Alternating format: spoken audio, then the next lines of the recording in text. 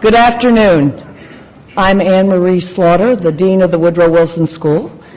I have the great pleasure this afternoon of introducing Prince Turki Al-Faisal, the Saudi ambassador to the United States. Ambassador Al-Faisal is no stranger to Princeton. He first encountered Greater Princeton, I think I could call it, in attending the Lawrenceville School when he was 14. He has said, and it has been written, that it was something of a culture shock to come from the Kingdom of Saudi Arabia to Lawrenceville. And at 14, he is reputed to have told his roommate to have introduced himself as Turkey, and his roommate looked at him and said, "You mean like the bird?" With his diplomacy and sense of humor, he quickly acculturated and was educated at Lawrenceville and then went to Georgetown and was at Georgetown at the same time as another very distinguished statesman, President Bill Clinton. I'm not certain if they knew each other, but they were there at the same time. He returned after graduating from college to become an advisor to the royal court in 1973. In 1977, he was appointed the director of the kingdom's external intelligence agency and served in that position from 1977 to 2001. He is well known to any of you who have read either Ghost Wars, Stephen Cull's excellent book, or more recently, The Looming Tower. He figures prominently and eminently in those accounts. In 2002, he was appointed ambassador to the United Kingdom and the Republic of Ireland, and then in 2005, he became ambassador to the United States. His Royal Highness has been a remarkable ambassador in even his short time in office. He has taken it upon himself to reach out to as many different audiences as possible. I had the great pleasure of meeting him in at a dinner in New York last year. He has gone to universities across the country. Indeed, he's just told me that he had been in Iowa last week. I asked if he was considering entering the primaries, but I say this because it's very important that he sees his mission not simply to be the representative of the kingdom in Washington, but the representative of the kingdom to the entire United States at a time when U.S.-Saudi relations are perhaps as important as they have ever been in the history of our two countries. So we are delighted to welcome him to Princeton as part of that effort, and it is my pleasure to welcome him to the podium and to hope that this will be one of many visits, not simply to visit Lawrenceville, but to come back to Princeton University. Thank you.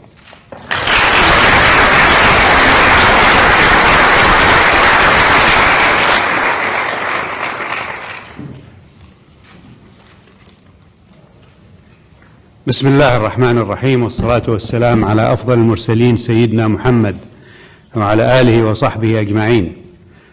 Ladies and gentlemen, Dean Slaughter, thank you very much for this introduction. Don't believe everything you may have read in The Looming Tower or in Steve Cull's book, please. It's not all true. But I'm very pleased that I find my way getting back into Princeton through this school. I had more than a passing acquaintance with Princeton and more than a neighboring acquaintance because I was a student at Princeton University in the class of 67.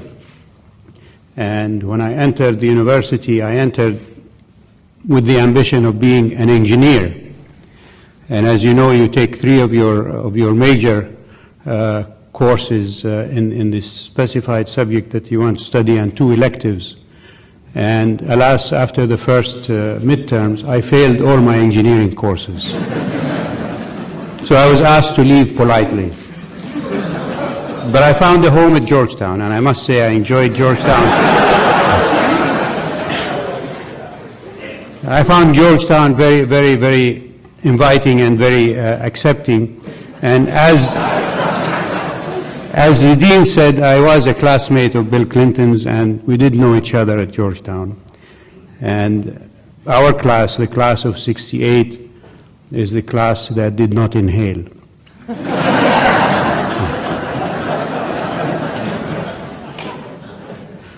So I'm glad to be back at this prestigious university.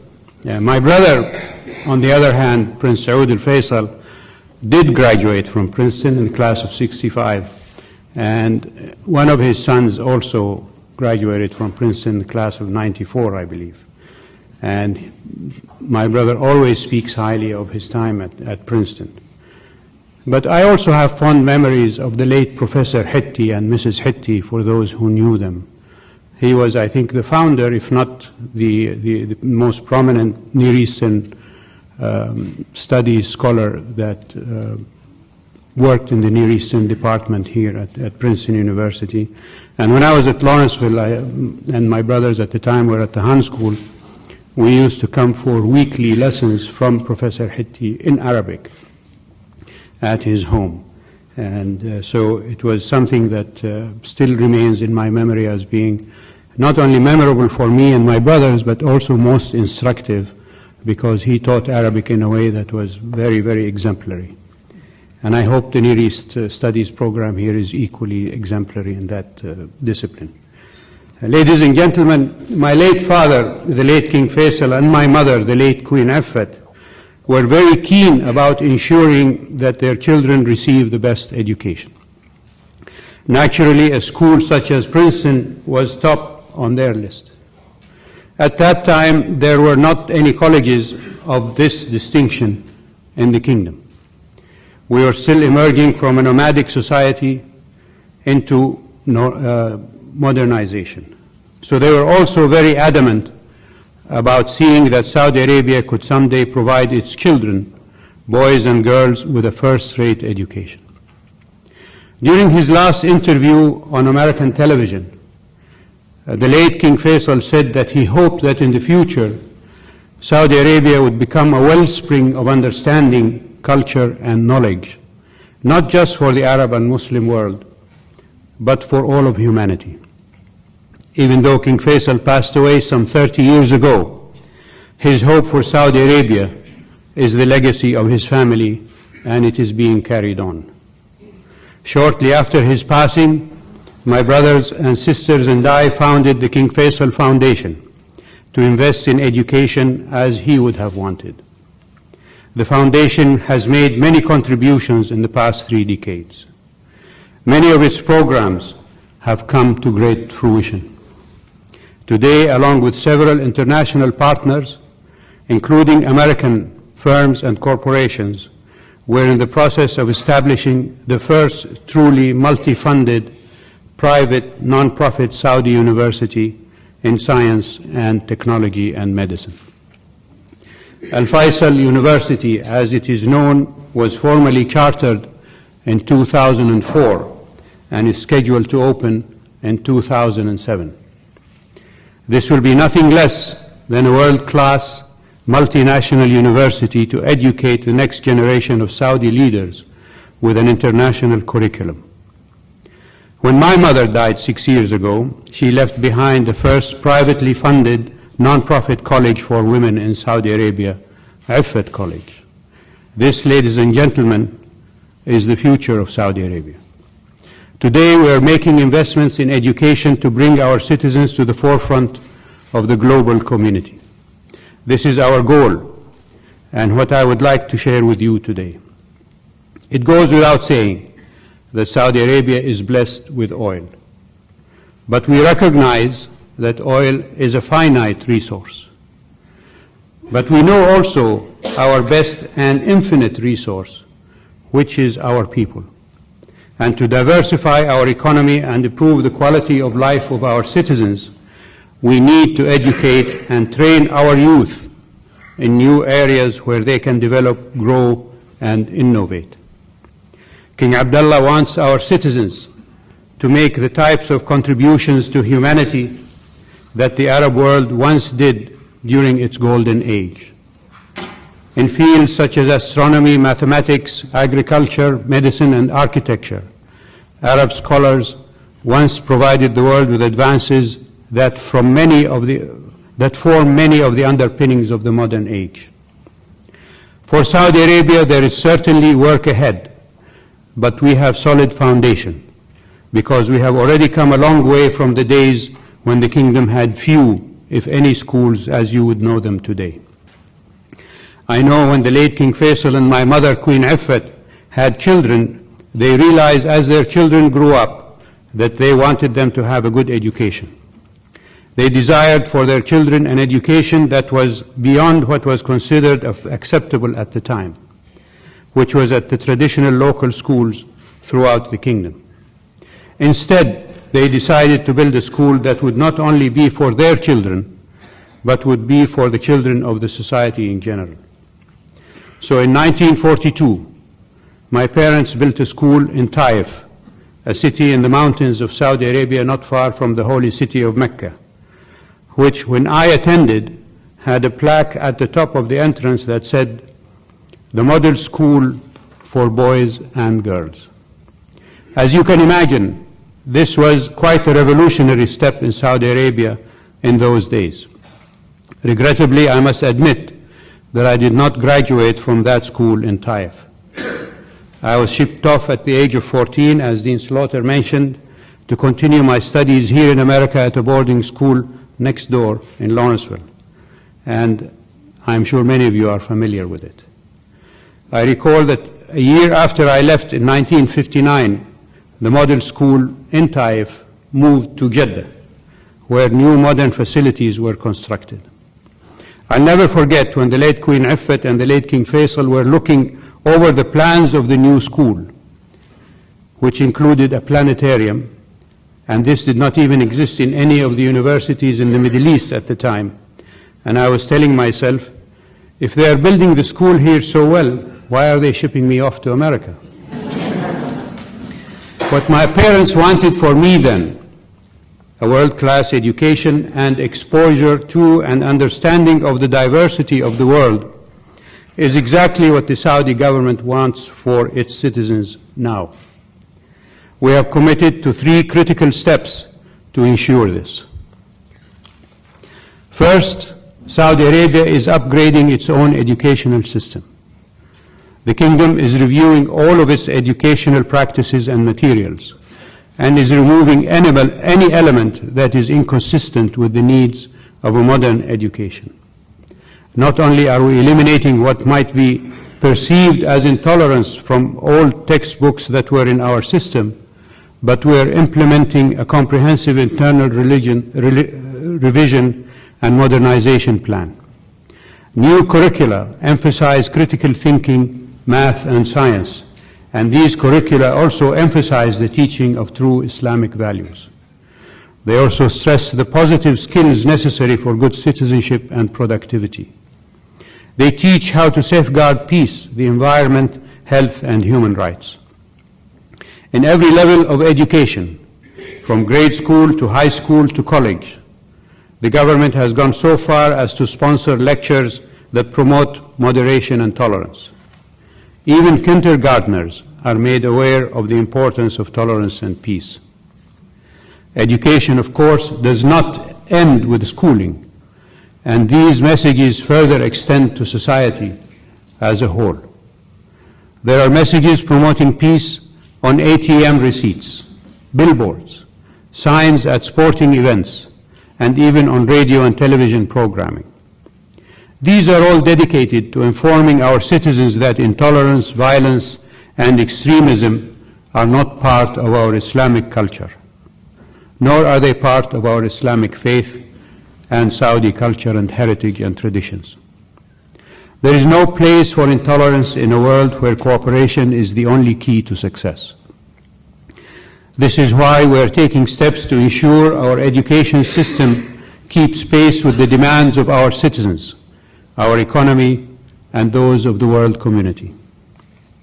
Secondly, Saudi Arabia is heavily investing in its educational system to prepare its citizens for life and work in a modern global economy.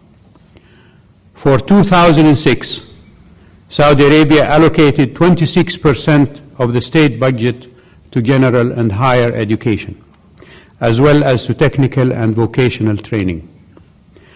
Over the next 5 years, the Kingdom will be building some 2,600 new schools, 50 new technical colleges, and more than 100 training institutes to prepare Saudis for the Kingdom's recent accession to the World Trade Organization. This, ladies and gentlemen, is in addition to a number of new universities as well. Preparing our workforce for the opportunities and challenges ahead is the purpose of many of these new government programs. The Ministry of Labor, for example, has been conducting forums to facilitate the exchange of knowledge and experience between professionals and those responsible for the development of human resources. Professional development opportunities are also expanding for women, who actually graduate in larger numbers from college and graduate schools than their male counterparts. Women are an important part of Saudi society, and they are becoming an increasingly critical part of Saudi economic development. In fact, women now have been elected onto the boards of professional organizations, including the Saudi Engineers Council, the Saudi Journalists Association, and the Jeddah Chamber of Commerce and Industry. I know where they will go next. These women, who have the support of their peers and communities, are reaching new levels every day. They will not only run us at home, but they will also guide and direct us in public life. I am certain that they will do a better job than men have done so far.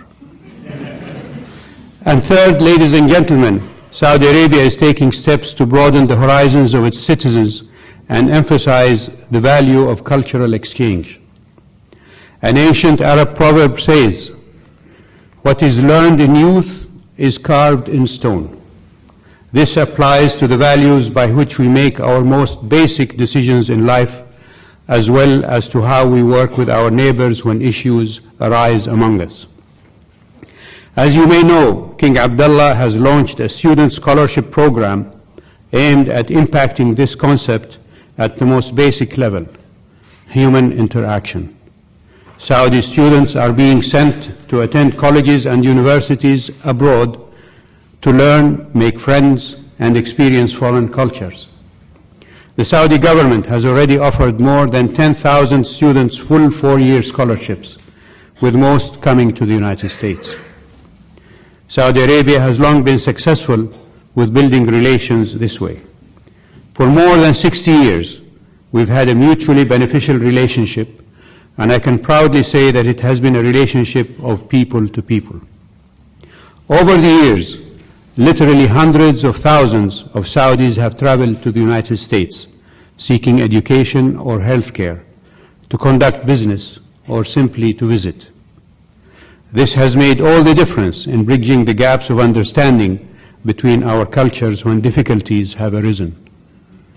As well, thousands of Americans have traveled to the Kingdom of Saudi Arabia to live and to work there. Over the past 30 years, there have been consistently 30,000 Americans that have lived on a permanent basis in Saudi Arabia. When taken together, these 3 steps form the basis of a world-class education. We are promoting cooperation. We are giving our citizens the tools and knowledge to succeed, and we are letting our youth explore the world and form friendships that will benefit them down the road. If our citizens possess the skills and understanding to compete effectively with their global peers, then they will be active contributors to the global community. They will be promoters of peace and tolerance throughout the world. And perhaps then we will become the wellspring of understanding, education, and culture for humanity that we aspire to be. Thank you very much, ladies and gentlemen.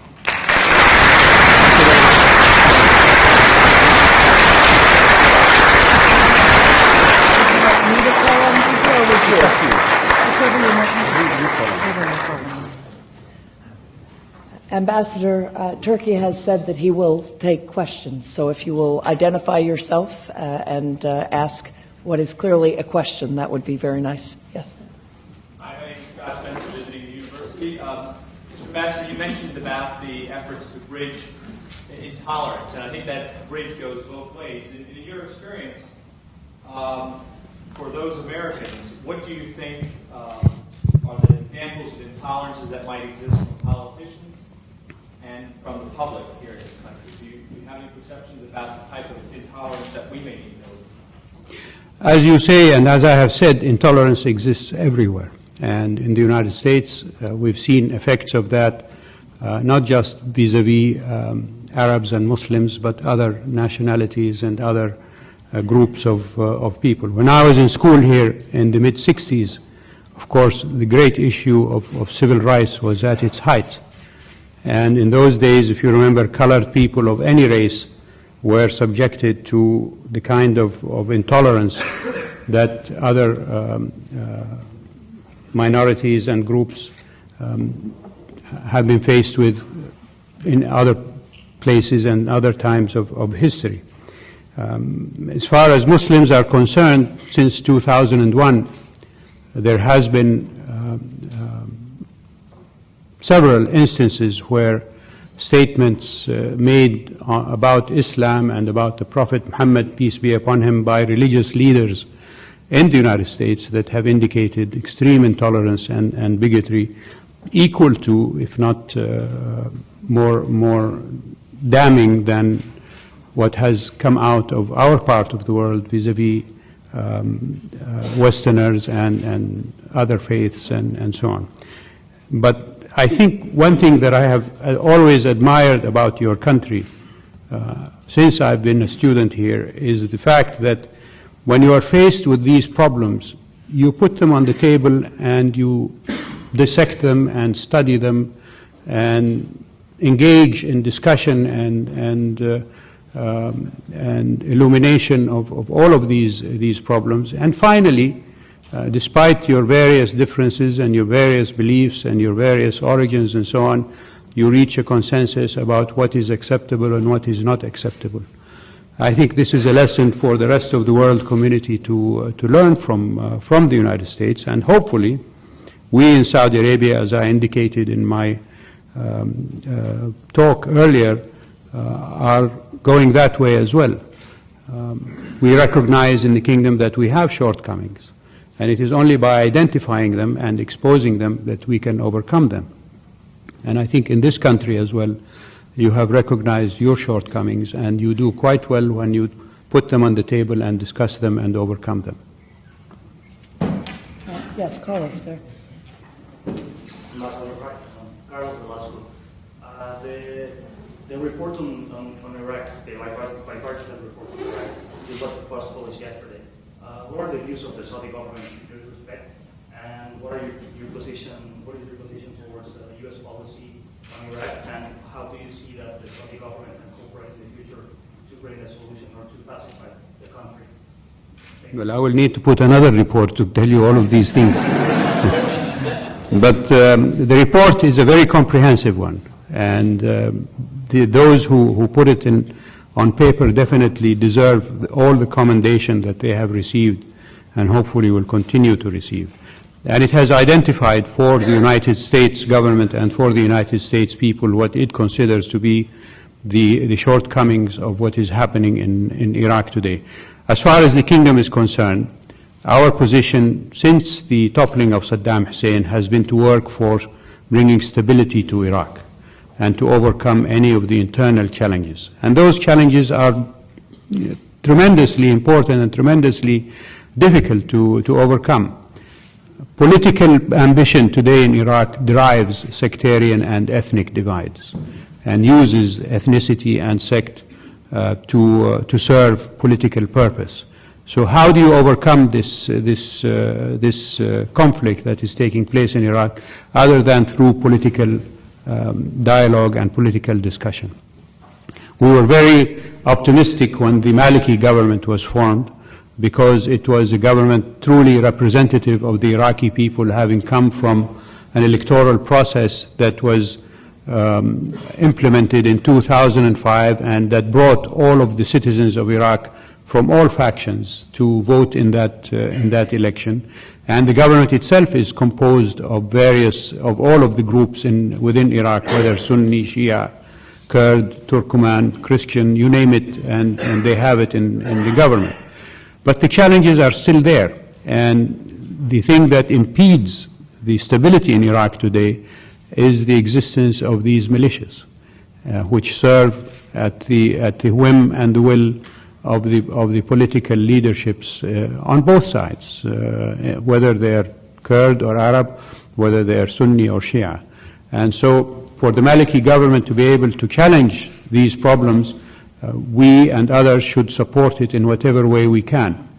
The kingdom, since November 2003, initiated meetings of the contiguous countries around Iraq to study the situation in Iraq. And all of the neighboring countries of Iraq have met regularly since that time. And of course, once Iraq had its own government, they became partners in that contiguous countries grouping. The last time we met was in September at the United Nations General Assembly, where all of the countries agreed that next meetings for that group will be called by Iraq.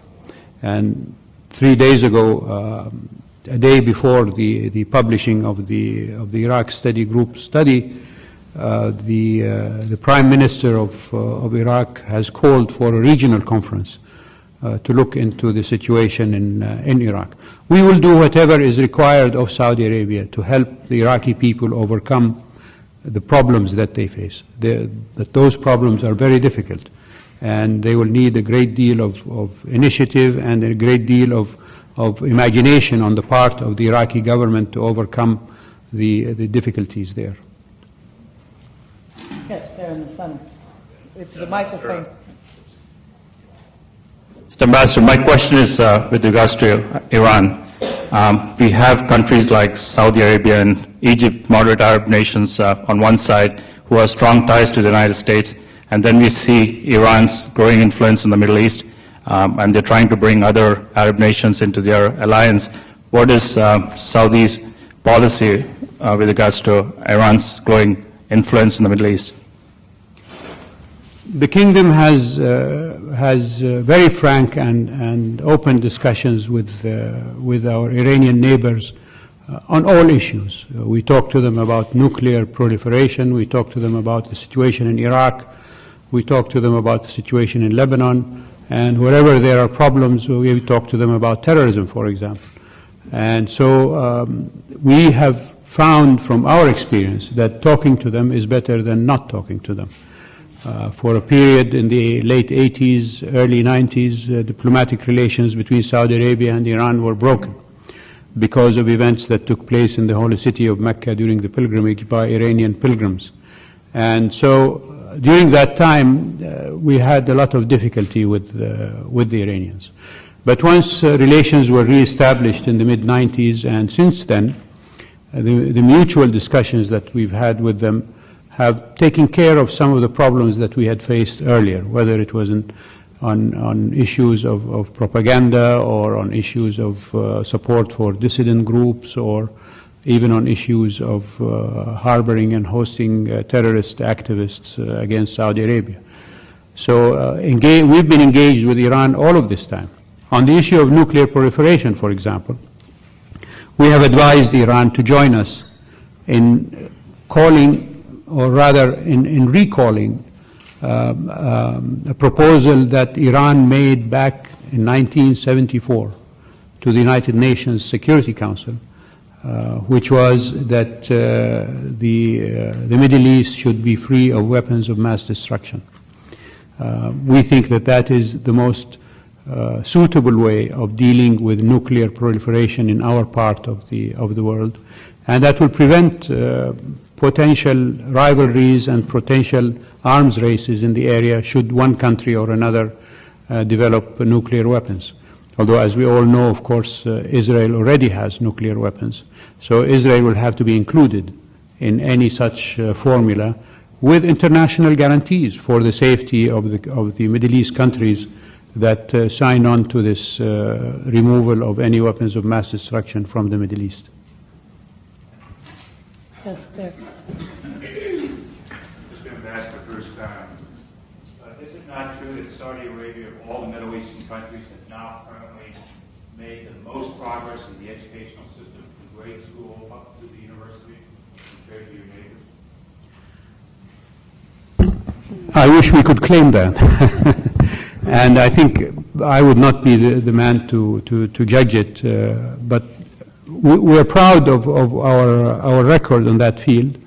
And if you look at the numbers concerned, we're literally from a handful of schools in the 50s up to thousands of numbers of schools throughout the kingdom, and universities and colleges and so on. Definitely the educational program in the kingdom has expanded universally, both vertically and horizontally.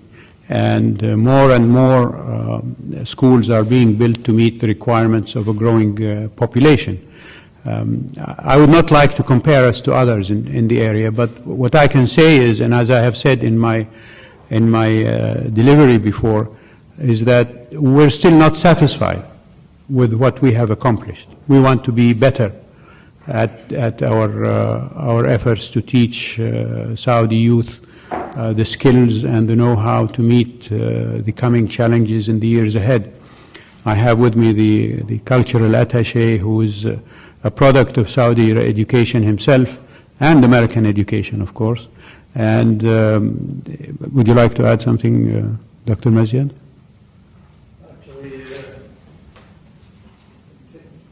The microphone is coming.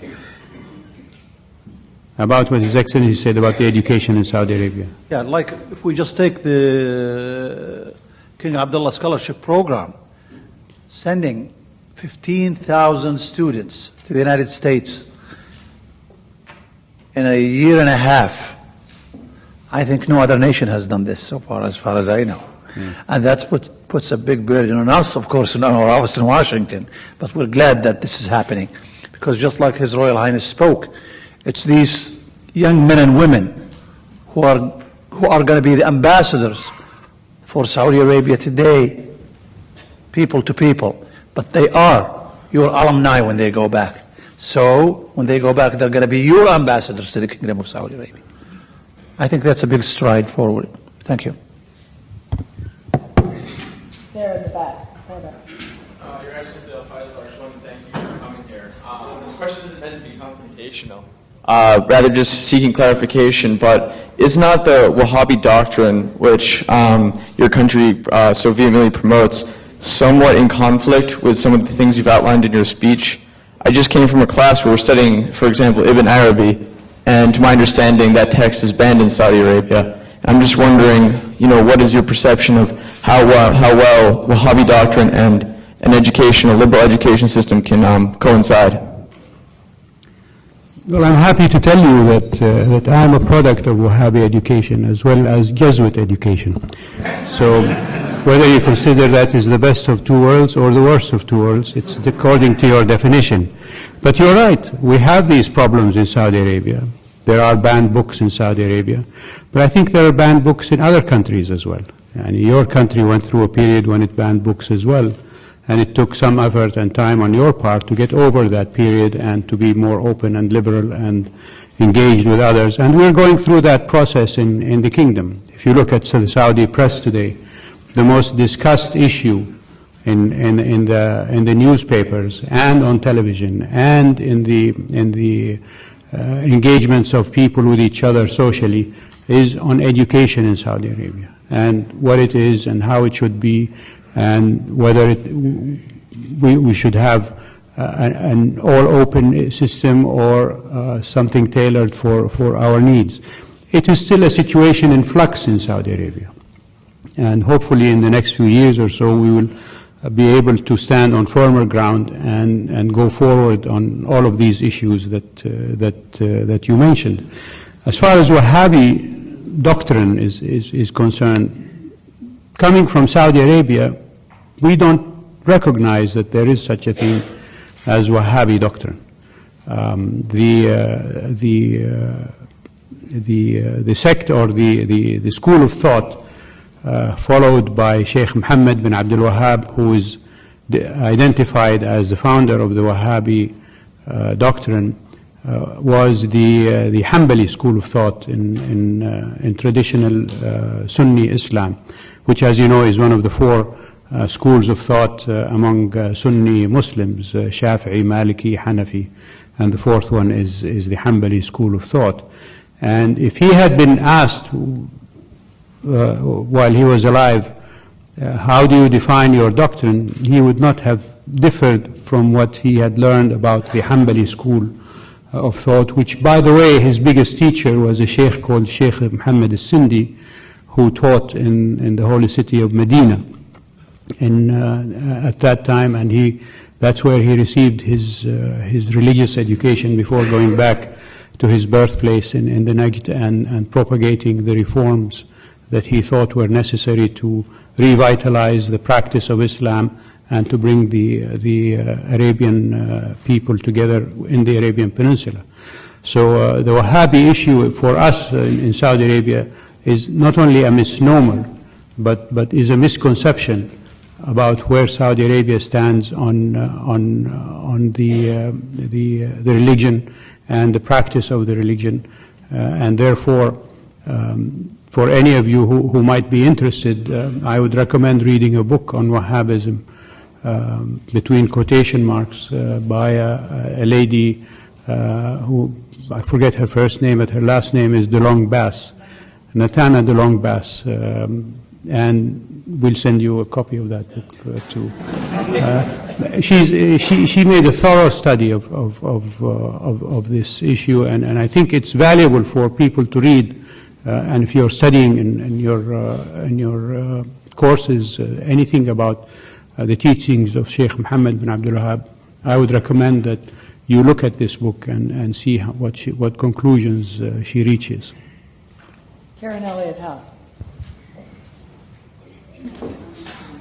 The microphone's coming down.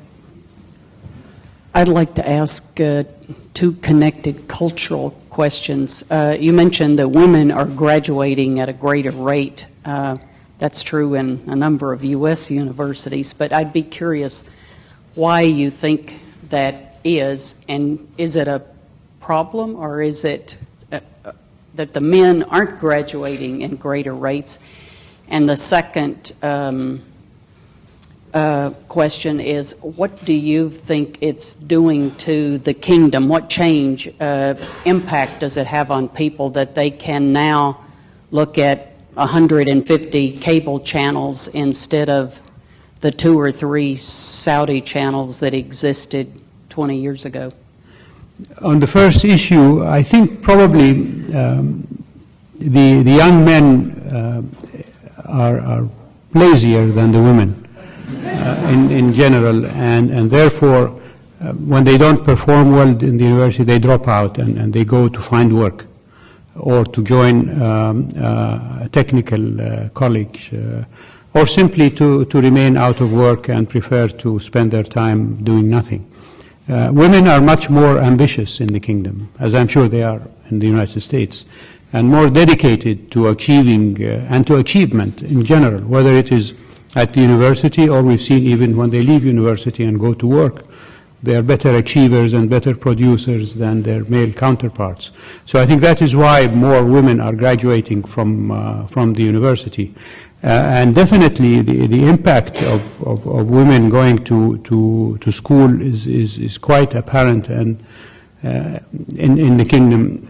I always tell my American audiences that if you ask today who is the most prized woman in Saudi Arabia, the answer is going to be the woman with a job. 25 years ago, any head of a household, usually a male, would have felt ashamed to allow any member of his family, female members of his family, to go out and find work. He would have felt that he was not doing his duty by them and providing them with a livelihood and a decent meal and shelter and so on. But today the situation has changed. The father welcomes the fact that his daughter is going out to work. the brother and the sister look up to their working sister when she goes out to work. And equally importantly, she is sought after by suitors who seek to have an extra income when they make a life together. And so that has changed in the kingdom, not because of religious fatwa or because of government decree, but simply because of educational opportunities that have been provided to these women. They've acquired the skills and they're capable of going out and being employed and bringing in income. Of course, the economic situation has changed as well. So people need more income for their well-being. But the impact of television is not unique to Saudi Arabia. In this country, the fact that you have more than 300 and some odd television channels, and you can watch, in my home near Washington, I have 10 Arab channels on my television set that my wife and children and I watch every once in a while. People can watch BBC America or French TV or Spanish TV or whatever. I think the world has become such a small place in this day and age that it is inevitable the impact is going to be universal rather than exclusive to one place or another. And definitely in the kingdom, the fact that people, I know many of my friends who graduated from America stay up until 4 o'clock in the morning watching American football. And so it is that kind of connection that Saudis have developed worldwide, and I'm sure those who graduated from French universities follow French television stations, and maybe now, as we are sending students to China, those who will graduate from there will follow the Chinese television station. So it is not exclusive to Saudi Arabia, I think, but rather universal in its context and its influence. So many questions there in the blue shirt, right there. Mr. Ambassador, thank you There's a microphone. for being here today, and I applaud your efforts to fight intolerance both in your country and now in the United States. And I was hoping you could comment on a report released by the Freedom House last summer, which concluded after receiving and analyzing Saudi Arabian textbooks 3.5 years after 9/11, despite the commitment by Saudi Arabia to take out any incitement or hatred towards the West, and despite a $50 million campaign by your embassy here in Washington to convince the American public that that has in fact happened, the Freedom House stated, their conclusion stated that none of this has in fact happened. The same incitement, the same hatred exists in the Saudi Arabian text today as it did before September 11th. I was hoping you could respond to that. Well, first of all, I would like you to advise me as to where that $50 million is. I'd like to get a share of that. I can assure you, Yani, no such gargantuan amount was ever spent by Saudi Arabia. We have spending on public relations, of course, but they're not exclusive to issues of education or textbook changes in the kingdom. After that report came out, I got in touch with the board of directors of Freedom House and invited them to come to the embassy. And when we sat down together, I told them that, first of all, I thanked them for pointing out some of the criticisms that they made of Saudi textbooks. And in return, I also lamented to them the fact that they took the position, as they did with that report, if you remember how it came out with a television interview,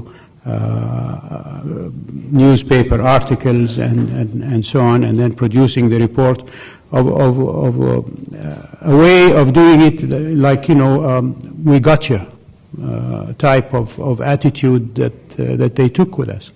And I told them that if they had come to the embassy, we could have engaged with them on those issues and seen exactly where those things that they quoted from our textbooks were, and if they were still in practice or not, and advise them that we should keep in touch with each other in the future so that we can forestall or improve whatever they may have objections about or ideas about our textbooks or any other thing, because Freedom House also talks about the press, it talks about social change and human rights and things like that. And we agreed to keep in touch with each other.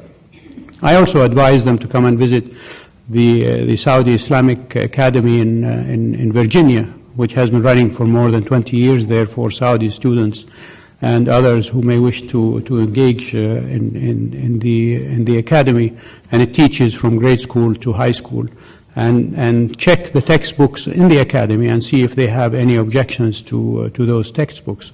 I believe those textbooks, which are Saudi textbooks, and I made sure when I came here that we reviewed all of those textbooks to make sure that there is nothing there that is, as I said in my presentation, that is intolerant or bigoted or critical of other religions and other people. And we're still waiting for Freedom House to come and visit the academy to check on the textbooks that are being there.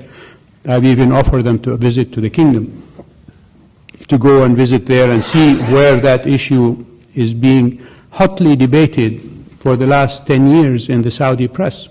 And there is internal pressure in Saudi Arabia to change the textbooks in some of these areas of interest, as I mentioned in my presentation.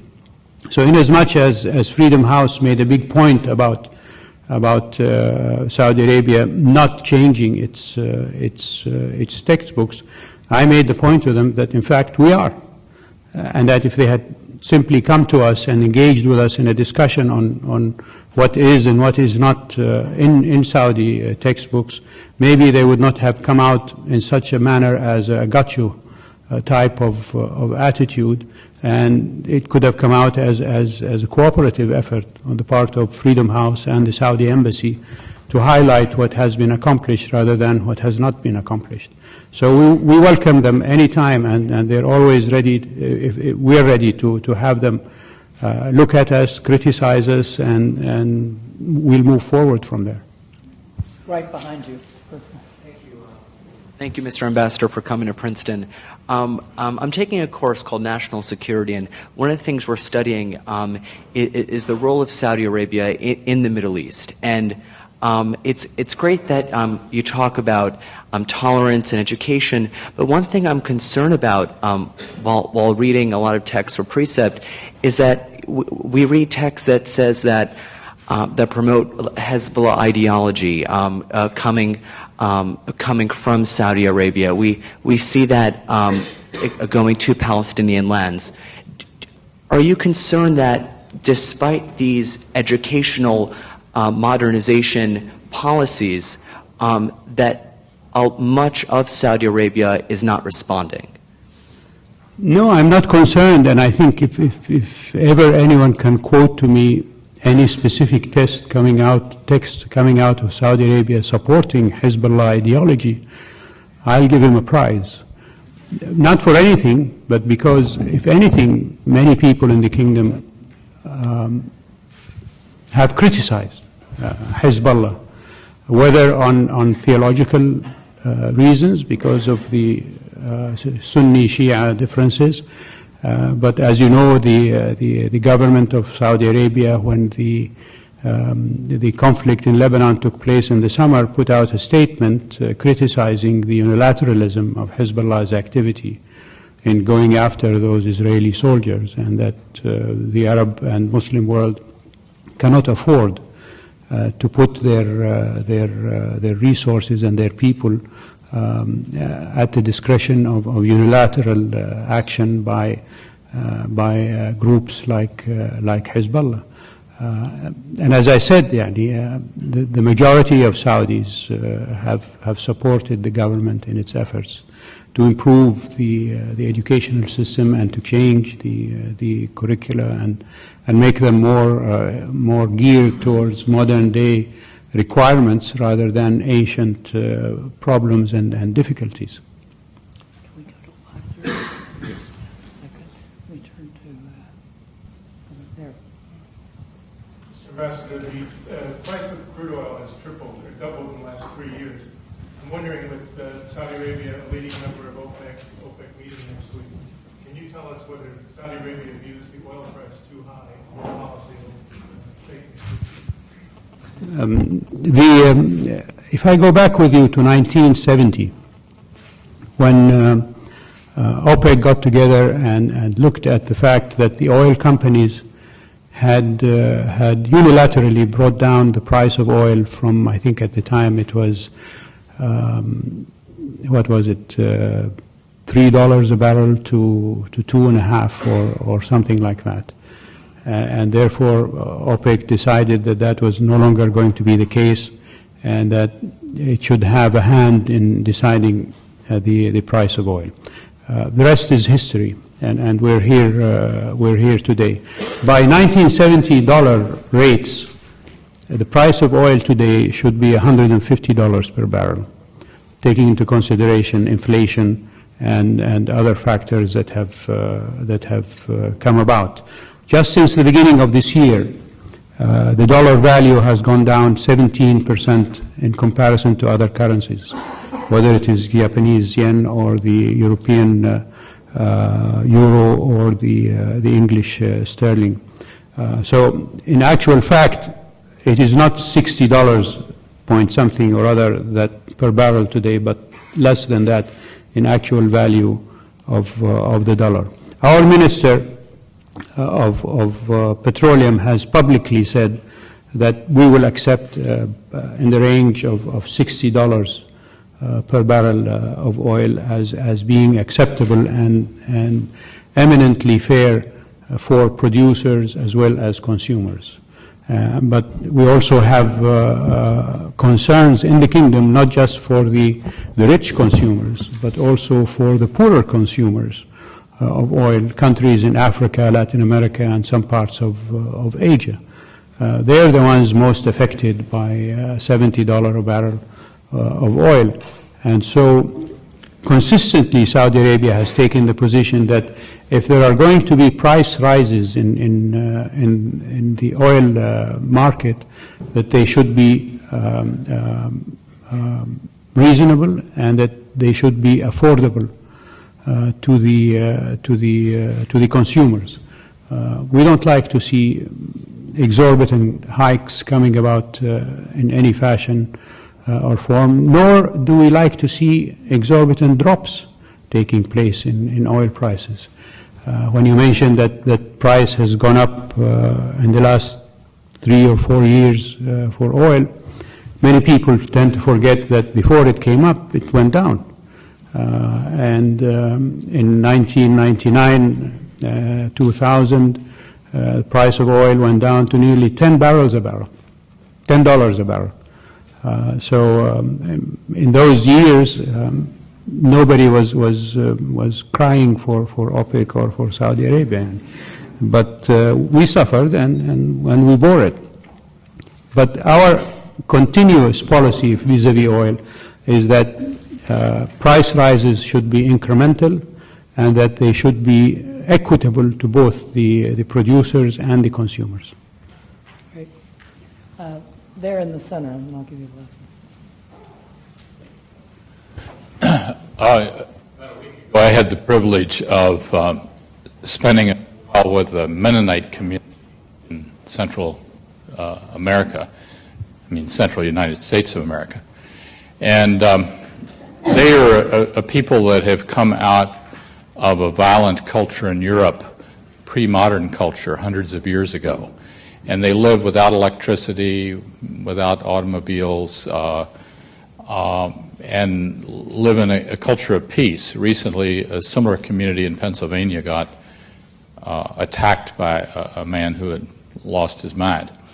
Have you studied cultures like this? Have you done any cultural studies of peace communities like the Mennonites and the Amish to help with the future of Saudi education? I have not done so personally, nor do I know whether the Saudi educational authorities have studied that issue. Dr. Mazid, have we done that? Yeah. And I'm sure that there would be something beneficial to look into. What I, as ambassador in Washington, have done is to support the holding of a conference in Amman recently that dealt with nonviolence as a principle to be applied to international politics. And in public speeches that I have made in the past, I've called on our Palestinian brothers also to pursue the path of nonviolence and to emulate Martin Luther King and Mahatma Gandhi in their struggle for Palestinian independence, believing, as I do, that that way will garner them more support, even among Israelis, than the use of suicide bombers or the so-called Qassam rockets that have been extensively used in Palestine and Israel. Last question but mine, there in the center. Sorry. Actually, I'm sorry, I met this gentleman right here in the center who's had his hand for a long time. Excellent. Mr. Ambassador, thank you very much for coming today. I'm wondering, you've talked a lot about the increasing prominence of women in Saudi Arabia and Saudi society, and I'm wondering if you see any conflict between this admirable goal of getting women more involved in the labor force, and on the one hand, and restrictions on women in more everyday matters, restrictions on travel or family law, dress. Absolutely, and I think this is one of the things that Saudi society will have to work out for itself. It's not an issue of religious fatwa, as I mentioned, about women going out to get a job, but social practice and cultural inheritance from hundreds, if not thousands of years. We have with us Dr. Naila Swail, who is the head of the Saudi press agency here. And as I said in my delivery before, many women have taken on prominent place in Saudi life. But it is unacceptable, in my view, that women are not allowed to drive in Saudi Arabia. I would make an exception. I wouldn't say women are not allowed to drive, because one woman is allowed to drive in Saudi Arabia, and I'll tell you her story. The governor of the southwestern province in Saudi Arabia received a call one night from the police chief of the area, who told him that they had arrested a young lady for driving. And so he said, well, why bother me with that? He said, well, because we have no instructions what to do with her. It doesn't say we put her in jail, it doesn't say we release her, it doesn't say anything. He said, well, bring her to me. So they brought her to the governor, and he asked her, why were you driving? She said, well, I live in a village outside the town, and my father got sick at night. We don't have a driver, and we have no relatives. So I put him in the car and took him to hospital. And as soon as I delivered him to the hospital, I drove to the police station and delivered myself and said, I have been driving. And so the police chief, looked at all of the regulations that he has and so on, and it doesn't say anything there about women driving or not driving and what punishment or what action he should take. And that's why he called the governor. So the governor issued her a license to drive a car, and she's, I think, now probably the only woman in Saudi Arabia who has a Saudi license. But believe me, if you go to other places in Saudi Arabia, towns and villages and even in the countryside, women do drive, and their families allow them to do that, their parents and women do travel in Saudi Arabia without permission from their parents or from their brothers. It's a practice that society has imposed on people, and it will have to be worked out from within the society. And I'm sure, like women getting a job somewhere, in time these things will be resolved through the dynamics of the society itself. Mr. Ambassador, you have been very gracious. Thank you. With a wide range of...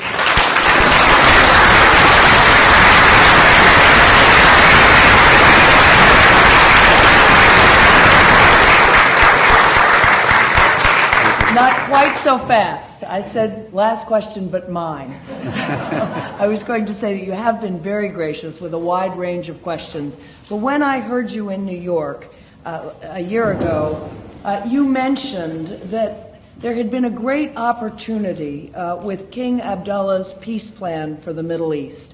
In a week, when the Baker-Hamilton Commission has told the President that it is once again time for us to focus not simply on peace in Iraq, but peace in the wider Middle East, and particularly peace among the Palestinians and the Israelis, I wondered if you would conclude by perhaps elaborating on what you meant by having missed an opportunity when the Saudi king brought forward this kind of a plan. As you know, in the Beirut Summit Conference in 2002, King Abdullah, then Crown Prince, proposed that there should be a peace settlement between the Arab states and Israel based on Resolution 242, which is Land for Peace, that was passed by the Security Council in 1967 after the 67 war. And the major parameters of that peace initiative were that in return for total Israeli withdrawal from occupied Arab territories in the West Bank and Palestine and Golan and Lebanon, that including Jerusalem, East Jerusalem, the Arab states would extend total peace to Israel, including cessation of hostilities, establishment of diplomatic relations, and normalization of relations. Alas, once that issue was declared by the Arab countries and signed onto by all 22 Arab countries, the very next day there was a suicide bombing in Israel, and at the time Prime Minister Sharon re-invaded the West Bank, if you remember, and sent in his tanks and so on. And we've been suffering from those activities since then. Every year that the Arab Summit has met, they've reiterated their commitment to the peace plan that was passed in 2002. Most recently, at the Arab Summit last March, and also at the Arab League Foreign Ministers meeting 3 weeks ago in Cairo, which referred to the peace plan as the basis for the Arab position and the commitment of the Arab world to it, but also called for a conference on peace in the Middle East, where the Security Council members, plus Israel, plus the Arab countries, would sit down together to go through all of the initiatives that are on the table, including President Bush's initiative, which is the roadmap, and which has the support of Russia and the European Union plus the United Nations, and simply implement what has not been implemented for the last 50 years. We've had so many initiatives in the Middle East, and they all talk about process. It's about time to talk about peace. And I think today in Israel, where you see all the surveys of public opinion in Israel indicate that more than 60, I think more than 70, if I'm not mistaken, % of Israelis want a peace solution with the Palestinians based on a two-state solution. Surveys in Palestine indicate that more than 65 to 70% of Palestinian public want a peace solution with Israel based on a two-state solution. So the public will on both sides exists to support a political initiative or a political act by the leadership in both Israel and Palestine. A few days ago, and again today, the Prime Minister of Israel indicated that he found some parts of what he calls the Abdullah Peace Plan as being worthy of discussion and should not be ignored. Good step, but doesn't meet the basic requirements today, which is to achieve peace and to stop the killing. Every day, Israelis and Palestinians are being killed. Every day, homes in Gaza and the West Bank are being destroyed. Every day, there is just tremendous human suffering that takes place on both sides of the 67 border. And, ladies and gentlemen, it's only a territorial dispute, nothing more than that. It's not more difficult than your territorial disputes with Canada or Germany's territorial disputes with France. Hopefully we won't have to go through another world war to settle them. So the 67 border is really where the compromises will have to be. And the Palestinians and the Israelis, I think, should be able to reach a compromise there, but they need the United States to push them. And I think this has been the missing player in this equation, at least for the last 6 years since this administration took over in Washington. We've been urging them to put their foot forward and to do what the Bush roadmap calls for, which is mutual steps taken by the Palestinians and the Israelis to achieve peace. When we're still urging President Bush, we have been encouraged by President Bush's speech at the United Nations General Assembly, where more than 90% of his speech was about the Middle East. And the Palestinian issue occupied a prominent part of that speech. His dispatch of Secretary Rice to the Middle East soon after that was also encouraging because it showed some movement. The recent meetings in Amman between the President and the Prime Minister of Iraq and also the King of Jordan are promising. The Secretary of State's meeting with the foreign ministers of the GCC +2 in Amman as well have been promising. But we still haven't seen implementation. And I think this is where the United States, acting as the big bear pushing everybody to peace, can be useful to someone like Ehud Olmert or Mahmoud Abbas or any of the Arab leaders who have opposition within their political framework and so on, and who can then point to this big bear pushing them and say, well, there is this huge bear pushing us and we can't say no to that. That is useful. And before I finish answering that, and since it is going to be the last thing I will say to you, I will just leave you with this thought in mind. The United States has become so enmeshed in our part of the world, not just because of oil, but because of all of the other things that deal with Israel, Palestine, Iraq, terrorism, human rights, democracy, you name it. Yani there's so much U.S. involvement in our rights and our lives and so on, that we in Saudi Arabia are pretty soon going to call for the right to vote in your elections. And I will tell you why. If I may tell you why, it's because a congressman from Ohio or a senator from Iowa or a mayor from New York or any of your elected officials, by a statement or by an act, can affect our lives in Saudi Arabia so immediately that we think we should have the right to vote in your elections. And in return, we'll give you the right to vote in our elections whenever we have them. Thank you very much, ladies.